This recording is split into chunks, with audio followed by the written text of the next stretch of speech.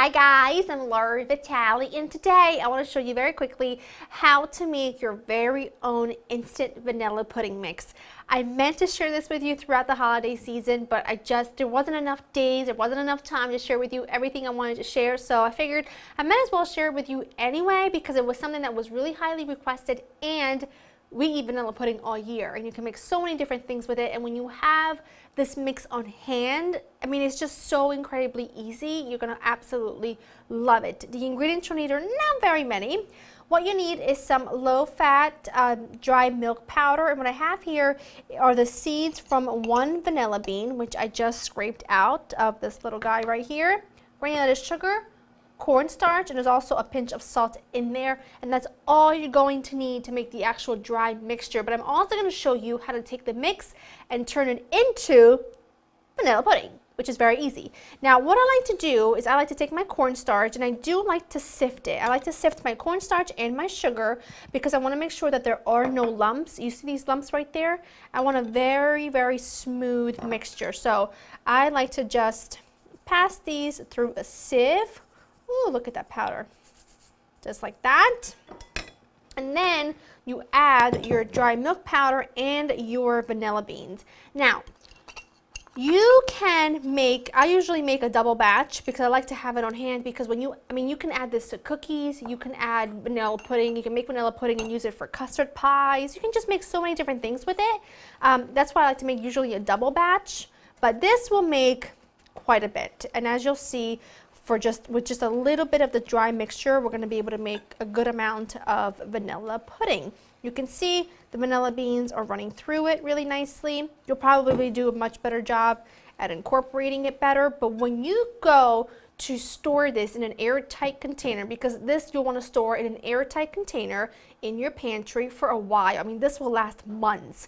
What I like to do is I like to take the bits and pieces of my vanilla bean, I like to chop it up into little pieces and store that right in there, because that vanilla bean will infuse your mixture so beautifully. Now let me show you how to take this mix and turn it into vanilla pudding.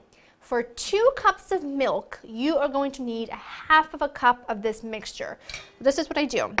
Take 2 cups of milk, add that to a saucepan. Then you just take 1/2 a cup of your mixture.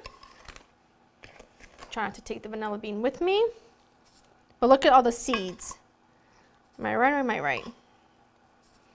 And then you just whisk it like so, and then you just put this on the stove top, and you just cook this on about medium heat, stirring constantly for just a few minutes or until it thickens enough that resembles vanilla pudding.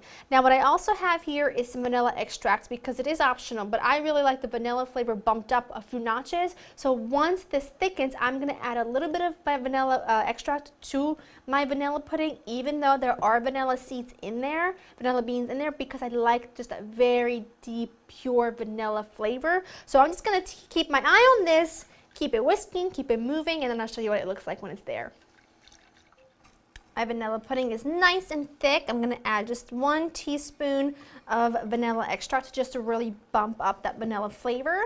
And that is it. You can serve it hot, because I love hot vanilla pudding, or you can serve it more traditionally. You put it in the fridge for a few hours until it's completely cooled.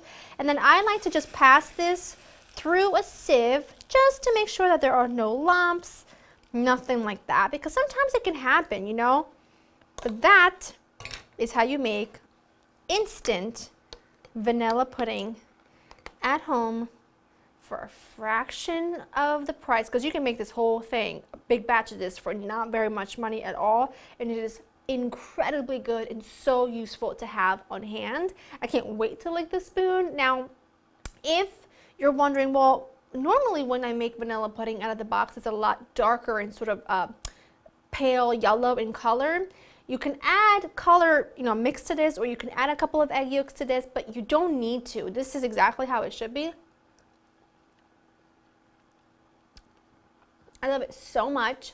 All I want to do right now is just dunk my face in it because it's so good. I want to just drizzle this over berries and go to town. Absolutely delicious. Tastes so much better. You are going to love having this recipe on hand. Let me know down below what other sort of DIY homemade things that you'd like to see here at Laura in the Kitchen, because I'm trying to compile a nice big list so that I can be your go-to pantry girl for whatever your heart desires. Go to laurainthekitchen.com to get the recipe and breakdown of everything. I hope you enjoy spending time with me, and I will see you next time. Bye!